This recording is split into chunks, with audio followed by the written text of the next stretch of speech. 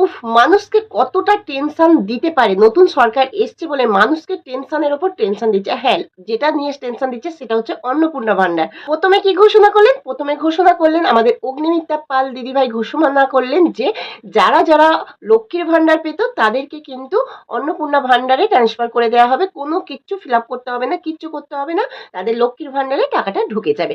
এটা 1 নাম্বার গেল।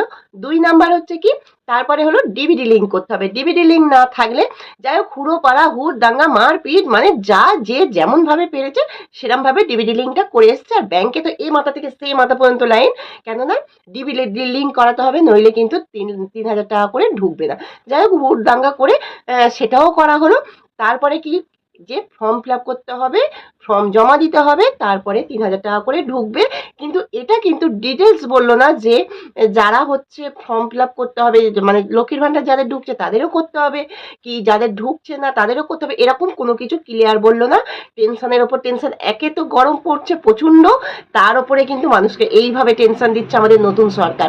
কিন্তু আজকে সেটা ঘোষণা করে দিয়েছেন যে সবাইকে ফর্মটা ফিল আপ করতে হবে, আমাদের সকলকে ফর্মটা ফিল আপ করতে হবে, আর সকলকে কিন্তু সেই ফর্ম জমা দিতে হবে।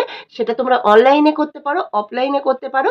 যারা লক্ষ্মীর ভান্ডার পেতে তাদেরও ফর্ম ফিল আপ করতে হবে, আর যারা পেতে না তাদেরও ফর্ম ফিল আপ করতে হবে। ফর্ম কিন্তু সকলকেই ফিল আপ করতে হবে, সেটা পুরো আজকের কিন্তু পুরো একদম ক্লিয়ারলি জানিয়ে দিল। তা বন্ধুরা, তোমরা কিন্তু অন্নপূর্ণা ভান্ডার পেতে গেলে ফর্ম ফিল আপ করতে হবে, তারপরে তোমরা কিন্তু অন্নপূর্ণা ভান্ডার পাবে। আর নইলে কিন্তু তোমরা যেরকম লক্ষ্মীর ভান্ডার পাচ্ছিলে সেরকমই লক্ষ্মীর ভান্ডার পাবে।